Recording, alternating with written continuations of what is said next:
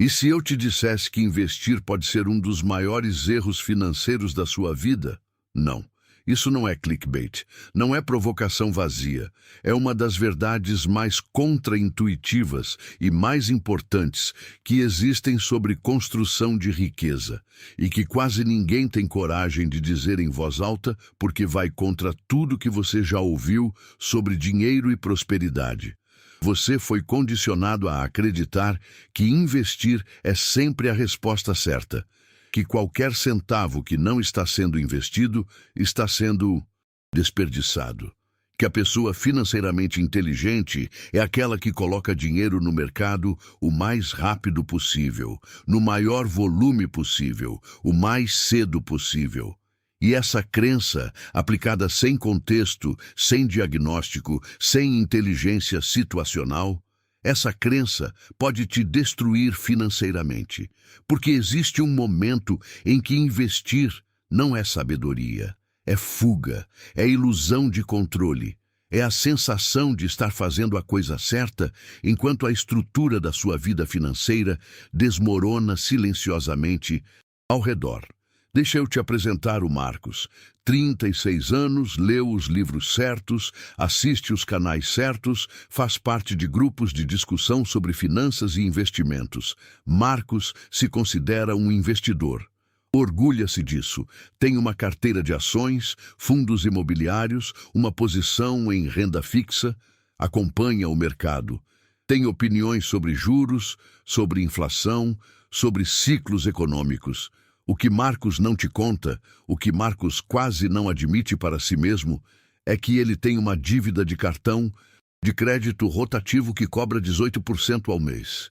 Tem um empréstimo pessoal com juros de 4% ao mês. E sua carteira de investimentos rende, nos meses bons, 1,2% ao mês. Faça a matemática. Marcos está perdendo dinheiro em velocidade industrial enquanto se sente como um investidor sofisticado. Está pagando 18% de juros de um lado enquanto recebe 1,2% de rendimento do outro. A diferença não é detalhe, é a diferença entre construir patrimônio e destruí-lo com a ilusão de que está construindo. Você conhece um Marcos? Ou talvez, com honestidade brutal, você seja o Marcos, porque esse padrão é muito mais comum do que parece. E tem uma raiz psicológica poderosa que explica por que pessoas inteligentes cometem esse erro repetidamente. Investir tem status.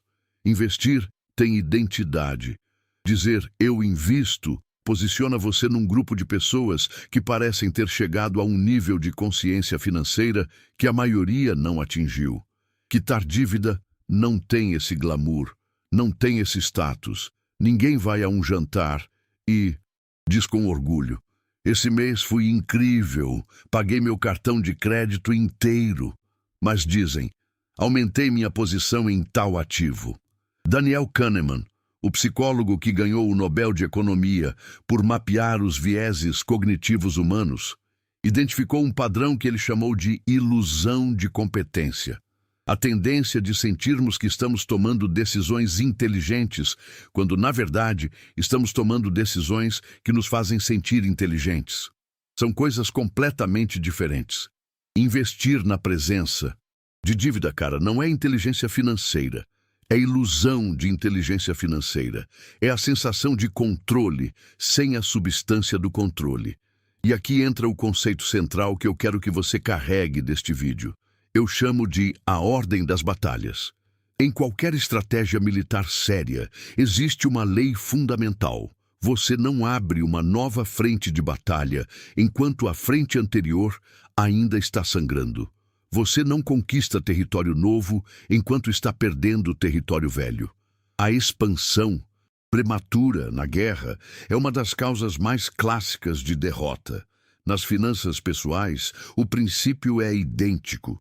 Sua vida financeira é um campo de batalha com múltiplas frentes. Dívidas caras são uma frente ativa, com o inimigo armado, sangrando recursos todos os meses. A ausência de reserva de emergência é uma frente exposta, sem defesa, vulnerável a qualquer choque.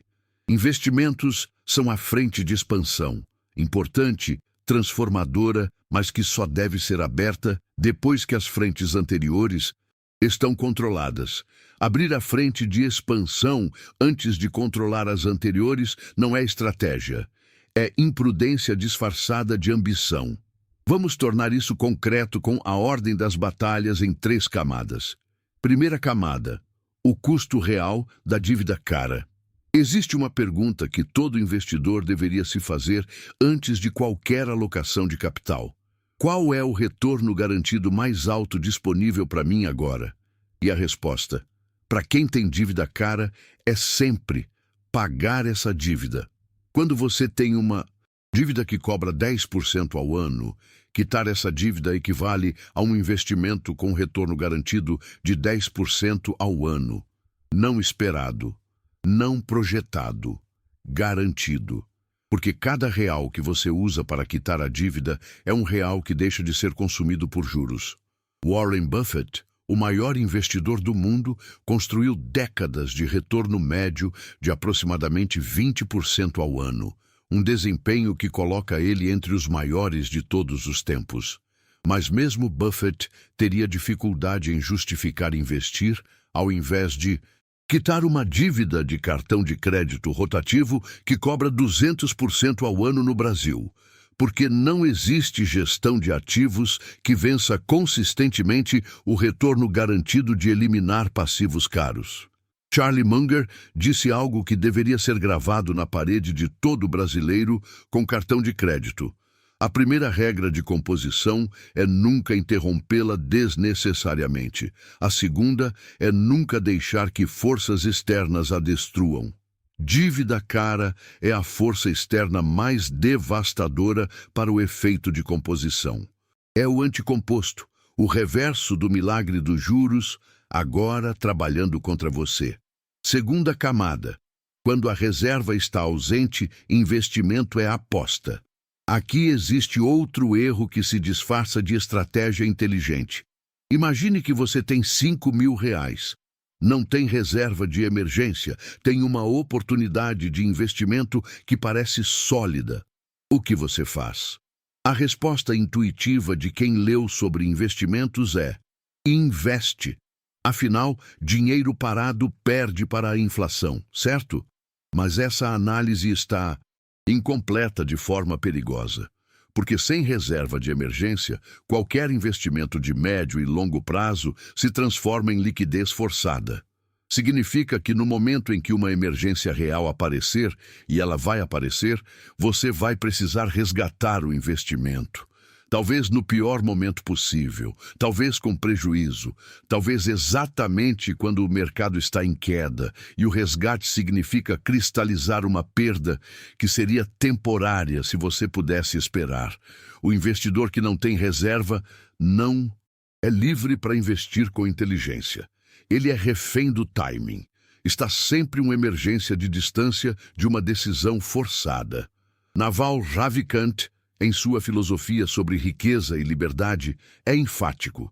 Decisões financeiras tomadas sob pressão quase sempre são decisões ruins. A reserva de emergência não é um investimento conservador demais. É o que compra a liberdade de tomar decisões de investimento sem pressão, sem urgência, sem desespero.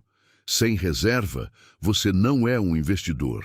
É um apostador que ainda não recebeu a conta. Terceira camada. A renda instável como armadilha invisível. Existe uma situação ainda mais específica em que investir pode ser um erro grave.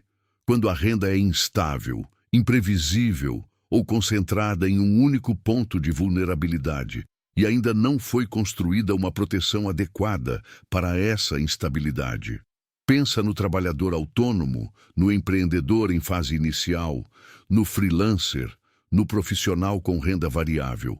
Para essas pessoas, o conceito de reserva precisa ser expandido.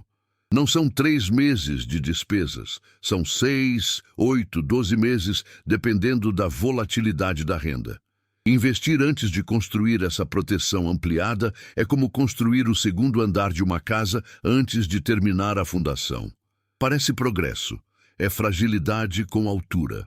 Ray Dalio descreve o gerenciamento de risco como a habilidade mais importante de qualquer investidor ou gestor. Não a habilidade de encontrar o melhor ativo. A habilidade de não ser destruído pelo risco que você não viu ou não quis ver.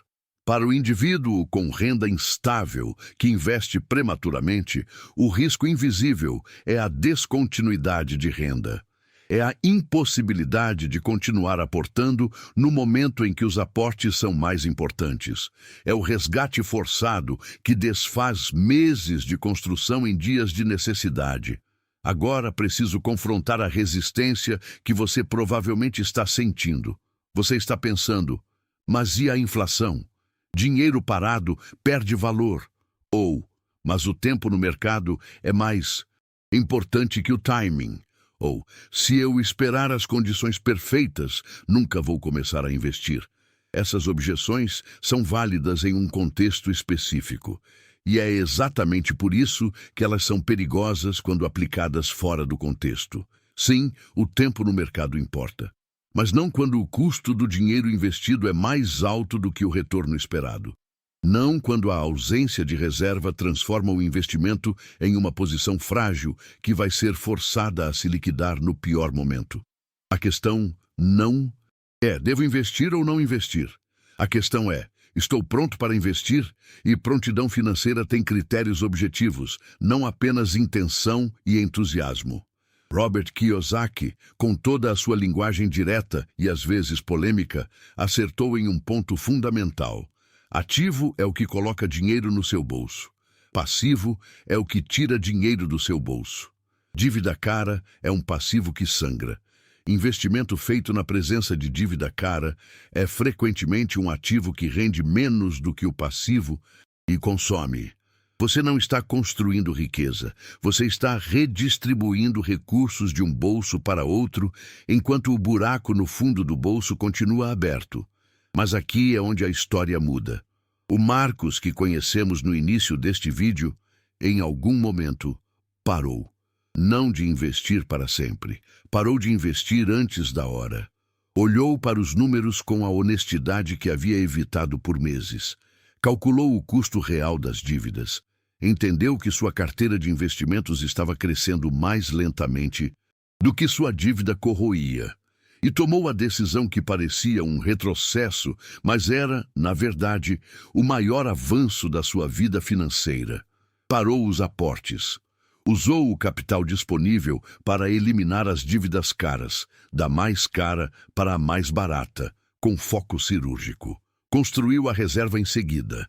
Criou a base que nunca havia existido. E então, somente então, voltou a investir. Dessa vez, de uma posição diferente. Sem dívida sugando rendimento. Com reserva garantindo liberdade de decisão. Com renda protegida e previsível. A velocidade com que o patrimônio do Marcos cresceu depois desse realinhamento foi incomparável ao que havia tentado antes, porque finalmente os juros compostos estavam trabalhando inteiramente a seu favor, sem nenhuma força contrária corroendo o progresso. Esse é o ponto de transformação. A mentalidade do investidor sofisticado não é eu invisto sempre, em qualquer condição. É eu entendo em que fase estou e executo a estratégia certa para essa fase. É a capacidade de postergar o status de investidor em troca de construir a base que vai fazer o investimento funcionar de verdade. É jogar xadrez financeiro em vez de damas. No xadrez, cada peça tem seu momento. Mover a peça certa na hora errada pode custar o jogo, mesmo que a peça seja poderosa. Investir é uma das peças mais poderosas do jogo financeiro. Mas movê-la antes de controlar o tabuleiro é um erro que jogadores impacientes cometem todos os dias. A pergunta que fica, a que eu quero que ressoe depois que este vídeo terminar, é simples e exige honestidade. Você está investindo de verdade ou está construindo uma performance de investidor em cima de uma fundação que ainda não existe? A diferença entre essas duas coisas é a diferença entre riqueza real e ilusão de riqueza. Se este vídeo fez você pausar e pensar nos seus próprios números com mais honestidade, escreve nos comentários: eu jogo na ordem certa, não para o algoritmo, para você. Como compromisso com uma estratégia financeira que não tem pressa de parecer sofisticada, mas tem a coragem de ser real. Inscreva-se no canal. Aqui a conversa é sobre o que realmente funciona na construção de riqueza. Não o que parece bem, não o que tem mais status, mas o que move o jogo na direção certa. Porque investidor de verdade não é quem investe mais cedo, é quem investe melhor,